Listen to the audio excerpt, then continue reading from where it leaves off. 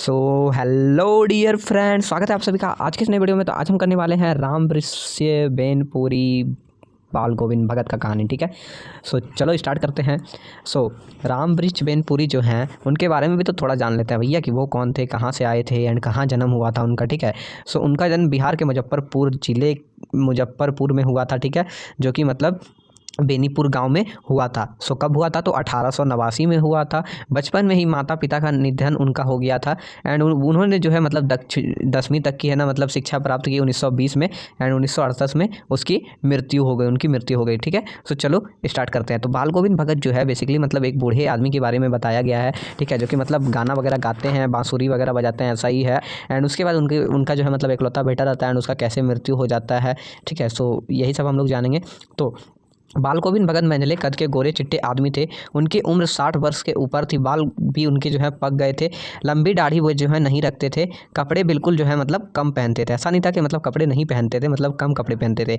कमर में जो है मतलब लंगोटी पहनते और सिर में जो है कबीरपंथी जैसी टोपी कनपट्टी में लपेट लेते थे। सर्दी में जो है मतलब थोड़ा बहुत कभी कभार जो है कम्बल वगैरह ओढ़ लेते थे। और वे जो है गृहस्थ थे, मतलब पारिवारिक आदमी थे, लेकिन फिर भी जो है वे साधु की तरह रहते थे। माथे पर जो है वो रामनंदनी जो है चंदन टीका लगाते थे और गले में तुलसी की जो है वो गंडक माला लगा लेते थे। ठीक है, एंड उनका जो है मतलब एक बेटा और एक पुतहु थे। वे जो है कबीर को साहब मानते थे। कभी भी जो है मतलब अनाज वगैरह उगाते थे तो वे है जो है पहले कबीर के मतलब आश्रम में जाके वहाँ पर जो है जाके चढ़ाते एंड उसके बाद जो वहाँ पर से मिलता था वो प्रसाद के रूप में लाते एंड उसी से अपना गुजर बसर करते थे। क्योंकि वो कबीर को साहब मानते थे, इसीलिए जो है वो दूसरे की चीज़ को छूते नहीं थे और बिना वजह किसी से झगड़ा नहीं करते थे। वे जो है कबीर के पद का मधुर गायन करते थे।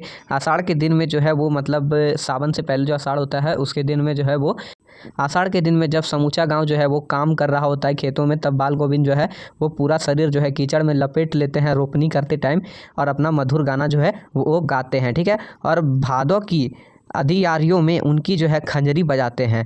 खंजरी वो बजाते हैं जब सारा संसार सोया होता है, तब उनका संगीत जो है जागता है। कार्तिक मास में जो है उनकी प्रभातियाँ जो है वो शुरू हो जाती है। वो अगले सुबह नदी स्नान को जाते और लौटकर पोखर के ऊंचे भिंडे पर अपनी खजरी लेकर बैठ जाते थे। अपना जो है वो गाना शुरू कर देते। गर्मियों में जो है अपने घर के आंगन में आसन जमा कर बैठ जाते और वहाँ पर जो है वो संगीत वगैरह गाते थे। उनकी संगीत में जो है मतलब 4 चांद तब लगा जबकि उनके इकलौते बेटी की जो है वो मृत्यु हो जाती है। बड़े शौक से उन्होंने अपने बेटी की शादी करवाई थी। बहू भी जो है बहुत ज़्यादा सुने मरे हुए जो बेटे थे उनको आंगन में लटा देते हैं चटाई पर। ठीक है, और मतलब जो है सफ़ेद कपड़ा से ढक देते हैं तथा उस पर जो है वो कुछ फूल बिखेर देते हैं। सामने जो है वो बाल गोविंद के जो है बेटा मतलब लेटा हुआ था एंड वो जो है वहाँ पर मधुर गीत में गा रहे थे एंड उसकी जो है बहू रो रही थी एंड वो अपने बहू को कहते हैं कि रो मत पगली, आत्मा को जो है परमात्मा से मिलन हो गया। ठीक है, ये आनंद की बात है। उन्होंने जो है बेटे की चिता को जो है वो बहू से ही आग दिलवाया। जैसे ही मतलब श्राद्ध की अवधि पूरी हुई तो उसने अपने बहू के भाई को बुलवाया एंड उसे उसके हाथ में सौंप दिया और कहा कि इसकी दूसरी शादी करवा दो। लेकिन वो जो है अपने ससुर को छोड़ के जाना नहीं चाहती थी, वो उसका ख्याल रखना चाहती थी। लेकिन बाल गोविंद के भगत के सामने उसकी बहू की एक न चली। बाल गोविंद भगत जो है वो उनकी जो है मृत्यु हो जाती है क्योंकि उनका जो है वो हर साल था कि वो गंगा स्नान करने को जाते थे। पैदल यात्रा करके गंगा स्नान करने को जाते थे। गंगा जो है वो 30 कोस दूर था और फिर भी वो जो है पैदल जाते थे। घर से खाना खाकर निकलते और जब वो घर वापस आते तभी खाते थे। बाकी दिन जो है वो पूरा उपवास रहते थे। किंतु अब उनका शरीर जो है वो बूढ़ा हो चुका था।